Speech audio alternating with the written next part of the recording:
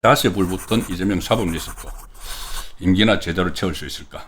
자, 일단 이재명이 죄를 털어내려고 하다가 완전히 지금 부작용이 났습니다.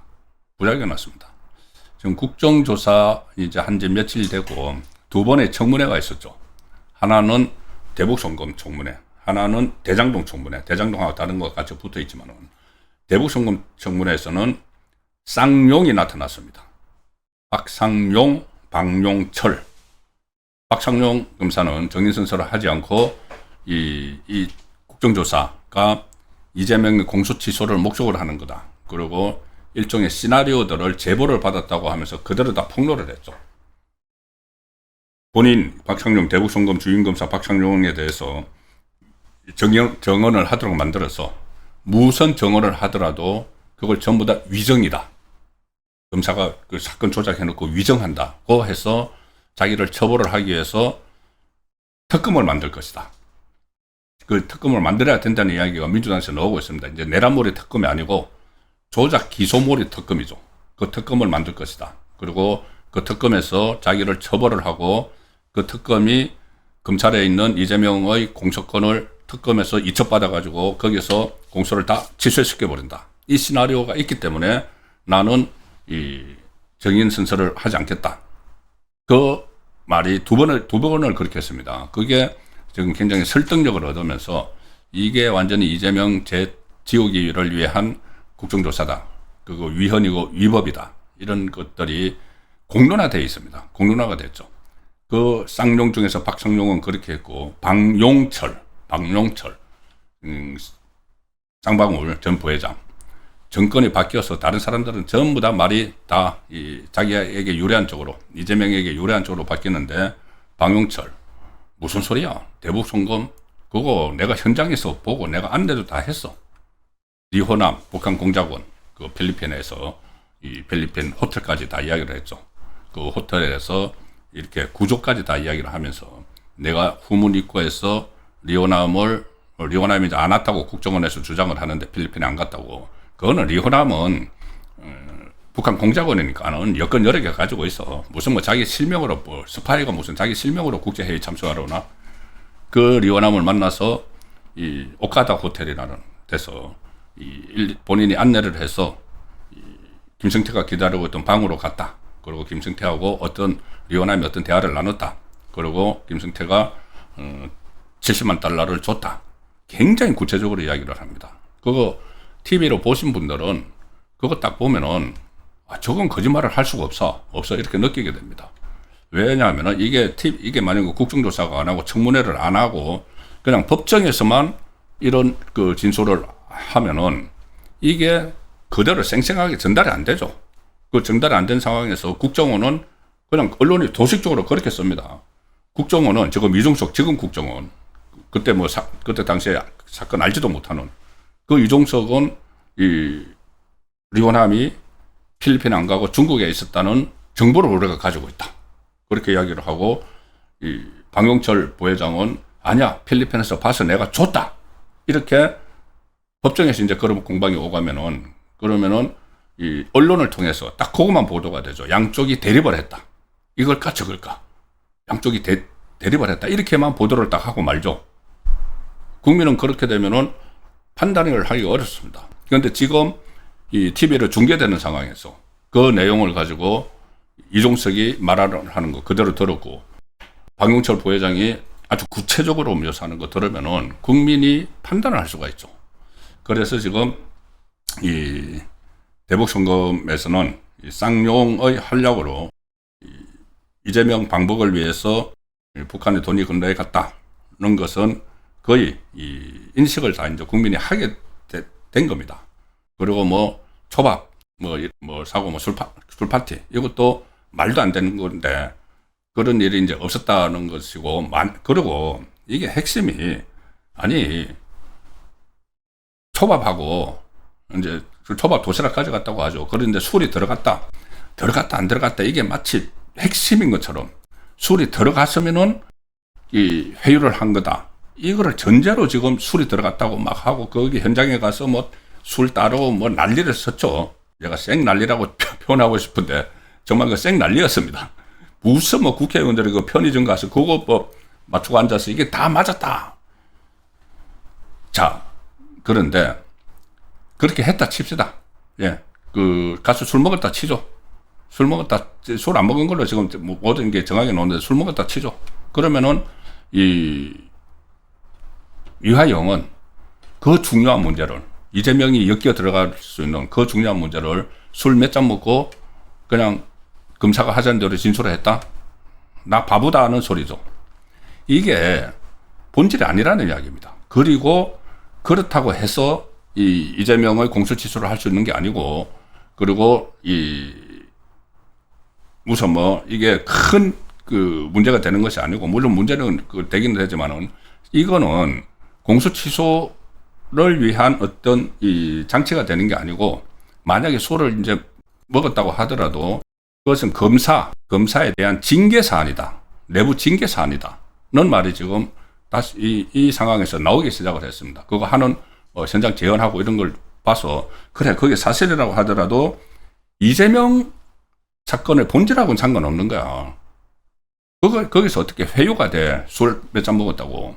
말도 안 되는 소리고, 뭐. 그것도 뭐 23분인가 뭐 사이 다 먹어야 된다고 하죠. 이제 그런 부분들을 국민들께서는 이제 언론을 통해서 법정에서 오고 가는 내용을 뭐 기자들이 보도하는 것만 이렇게 보니까는 정확히 양쪽 주장만 있는 거지, 내가 직접 그것을 이제 판단할 수 있는 기회는 없었죠. 근데 이게 장이 딱 선 겁니다. 국정조사라는 장이 서니까 거기에 대해서 이 국민이 판사 역할을 하고 있는 겁니다, 지금. 그런데 그 결과가 굉장히 이재명에게는 역풍이 되는 그런 상황들이 벌어지는 거죠. 대북송금은 그렇게 했고, 어제 대장동 거기에서는 검사들뿐이 아니고 그 수사 지휘선에 있던 이원석 전 검찰총장, 상당히 이 윤석열 정부 때 상당히 비판을 많이 받았죠. 그런 이원석도 나와서, 또 송경호 전 서울중앙지검장도 나와서 이거 전부 다 이 대장동 수사는 정당했고 문재인 때부터 시작된 거다. 이원석 그런 이야기 했죠. 문재인 때부터 시작된 거고, 대북송금도 문재인 때부터 수사가 시작이 됐는데, 이게 왜 특위 이름이 윤석열 정권 정치검찰 조작기소 의혹 사건 진상규명 국정조사 특별위원회냐. 문재인 때부터 시작된 건데, 지금 핵심 두 가지가. 그런 말들을 수사 지휘라인에서 했죠. 윤석열 정부하고 각을 세웠던 그 이원석이, 송경호가 그런 이야기를 하는 겁니다. 그리고 또 강백성 검사, 그 서영교하고 충돌을 일으켜서 거의 뭐 서영교 코를 납작하게 만든 겁니다. 서영교 할 말이 없어서 그렇게 이 소리만 질렀지. 그 강백성 검사, 그리고 다른 수사 검사들이 융단 폭격을 했죠. 이게 대장동이 왜 조작이냐. 거의 뭐 융단 폭격을 해서 그 모습들을 국민들이 다 이제 보셨기 때문에 이게 여론이 좀 기울고 있는 겁니다. 그래서 결국은 이재명의 계획은 물거품이 되고 있다. 자기 그 죄를 털어내려고 하는 거. 그리고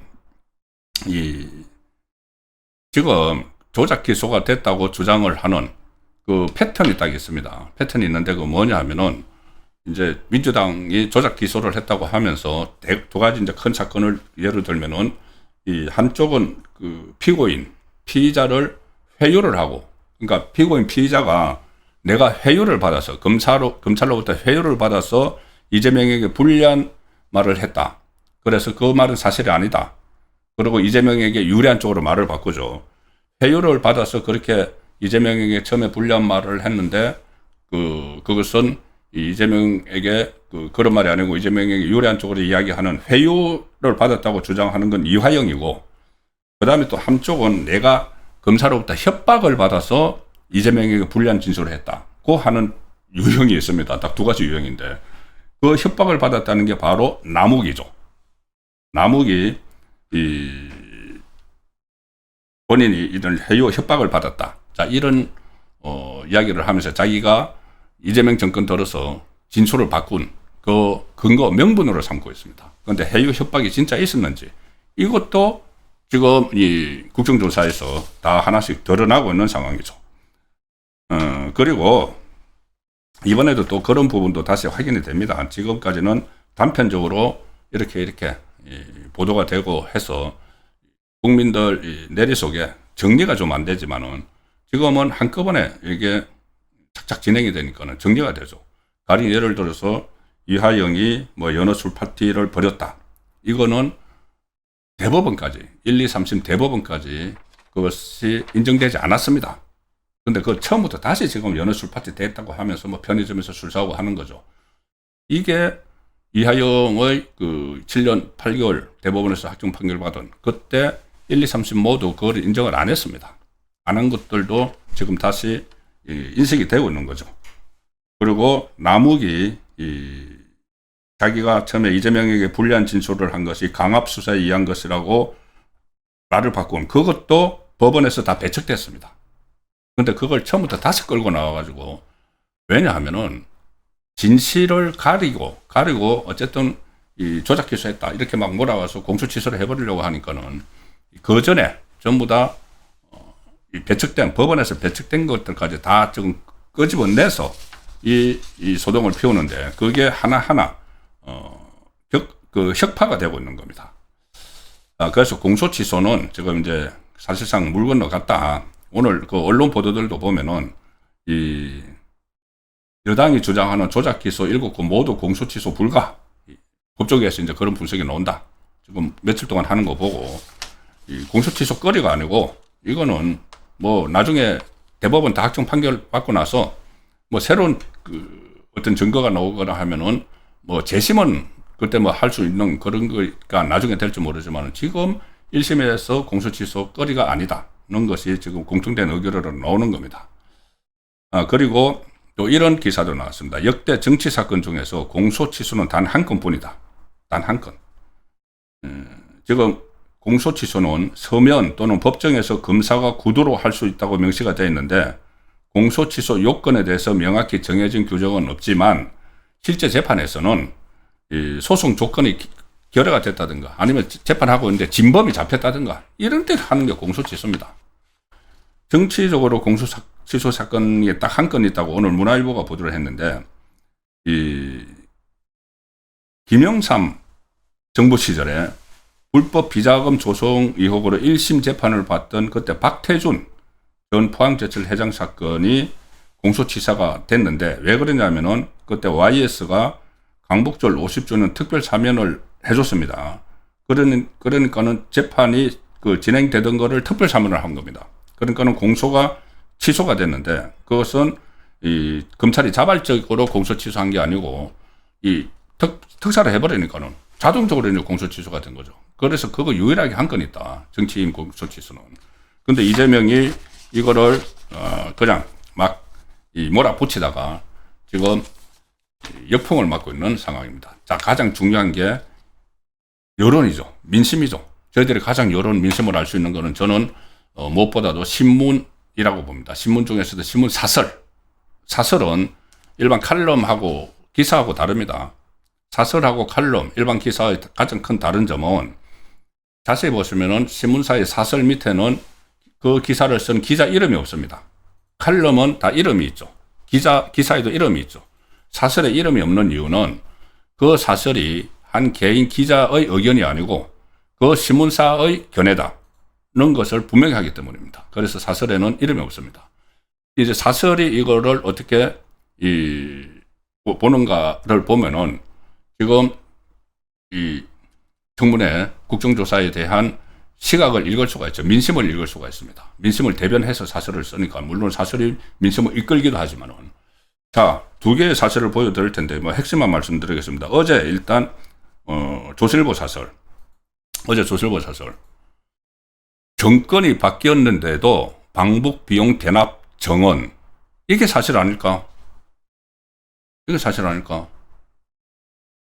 자, 그러니까 이제 청문회를 보고 하는 겁니다. 저 방용철 전 장방울 부회장이죠. 저 사전 발언하고 있는 사람이. 지금 이재명 정권으로 바뀌어서 뭐 남욱이나 전부 다 진술이 막 이재명 쪽에 유리한 쪽으로 가고 있는데 박용철 부회장은 똑같습니다. 정권이 바뀌기 전이나 바뀐 후에나 분명히 그 800만 달러가 갔고 그 다음에 500만 달러 이런 것은 송명철 그러니까 500만 달러 700만 달러 정도는 북한의 그 송명철에게 갔고 그래서 거기서는 영수증도 다 받았고 70만 달러는 북한의 그러니까 리오남이 그때 다른데 인사를 해야 될 때가 있다고 이야기를 해서 따라줬다는 겁니다. 리오남이. 그래서 필리핀에서 만나서 70만 달러를 줬다. 그리고 본인이 그것을 다 안내를 했다. 필리핀 그 호텔 가가지고 그 이야기를 저번에도 윤석열 정권 때도 똑같이 이야기하고 이재명 정권 때도 똑같이 이야기를 하니까 그러면은 이게 사실이 아닐까. 자, 언론에서 저렇게까지 단정적으로 하기 상당히 어려운데 워낙 청문회에서 나온 분위기나 내용을 다 취재를 하면은 저렇게 결론이 나올 수밖에 없다는 겁니다. 정권 바뀌었는데도 이 방북비역 대납을 했다고 정언하는 거 이게 사실이다. 그러면은 이재명이 처음에 시도했던 거하고 이재명 정권이 시도했던 거하고 완전 다른 방향으로 나가버리는 거죠. 사건을 조작을 했다고 하는데 이 사건 조작 아니네. 그 이재명 그러면 재판을 받아야 되는 거 아니야? 이런 여론이 형성이 되는 거죠. 이게 어제 이 조선일보 그 사설이고 오늘 석간문화일보 오늘 오후에 나온 석간문화일보 사설도 하나 보여드리겠습니다. 자, 대장동 국조 조목조목 비판한 이원석 정원 반박할 수 있나? 이재명 반박해봐. 사건 조작했다며. 윤석열 전 대통령이 임명을 했지만은 윤 전 대통령하고 대립각을 세워서 인사에서도 패싱을 막대고 했던 그 이원석이 국정조사에 나와서 조목조목 비판을 했는데, 그러니까 이렇게 조작, 공소 취소를 하려는 데 대해서 비판을 했는데, 반박할 수 있으면 해보라는 거죠. 이게 지금 여론이 이렇게 형성이 되고 있는 겁니다. 이원석 전 검찰총장은 대장동 항소 취소 부당성, 검사 징계, 문제점 등을 사실관계와 법리에 입각해서 조목조목 당당히 지적했다. 일반 국민에게 신뢰를 주었고 여당 특위위원들도 반박하기 힘들 정도였다. 이 수사, 대장동 수사와 대북송금 수사를 전부 다 제일 꼭대기에서 지휘를 했으니까 말씀드렸죠. 윤석열 전 대통령이 임명을 했지만은 이재명에 대한 수사는 거의 하지 않고 이원석이 김건희 여사 주변만 막 수사를 강하게 해서 그때 윤석열 정부 눈밖에 났죠. 그냥 속된 말로 하면 그건 찍힌 겁니다. 찍혔는데 그런데 무슨 그 검찰총장이 검찰을 총괄하는 그 검찰총장이 윤석열 대통령의 지시를 받아서 대북 송금 사건을 수사를 왜곡을 해서 조작 기소를 했느냐. 지금 이재명 정권에서는 내란몰이 특검에서 이 수사를 가져가면서 윤석열 전 대통령 부부가 대북 송금 사건도 개입을 했다고 해서 무슨 초대형 국정농단 의심 사건 이렇게 또 이름 붙이고 있죠. 그게 아니라는 것을 이원석 당시 총장이 이야기를 하는 겁니다. 뭐라고 했느냐? 총장 취임 이후에 윤석열 당시 대통령과 단 한 차례도 만나거나 통화, 문자, 메시지를 한 적이 없다. 그런데 무슨 위에서 지시를 받아서 했다는 이야기냐. 그리고 그러니까 본인이 총지휘를 했던 대북 송금 사건이나 대장동 사건은 문재인 정권 검찰에서 시작한 사건이다. 대장동 1기는 문재인 정권에서 수사를 했는데 그때 여권 성향, 친정권 성향 검사가 나와가지고 1기에서 아무것도 이재명과는 연결이 안 됐는데 윤석열 정부 들어선 2기 대장동 수사팀에서 이것을 엮었다. 이재명과 엮었다는 식으로 이야기를 했죠. 그거 위정인 것이 지금 드러나고 있습니다. 문건이 지금 나왔습니다. 문건이 나와서 이원석도 그 이야기했고 송경호도 그 이야기했고 1기 대장동 수사 때부터 이재명의 배임 혐의에 대해서 이제 수사 필요성이 있다고 하고 2기로 넘겨준 겁니다. 문건을까지 다 만들어서. 그러니까 여론이 이제 이런 식으로 저거 보십시오. 이원석 정원 반박할 수 있으면 하라. 이재명 정권에서.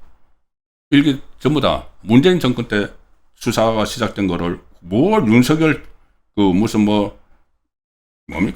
윤석열 검찰, 정치검찰, 윤석열 정권 정치검찰 조작기소 의혹 사건 진상규명 국정조사 특위 이렇게 명칭을 붙여놓은 것 자체부터가 이거는 왜곡이라는 이야기죠. 그래서 이재명의 사법 분리사건은 다시 불이 붙었다.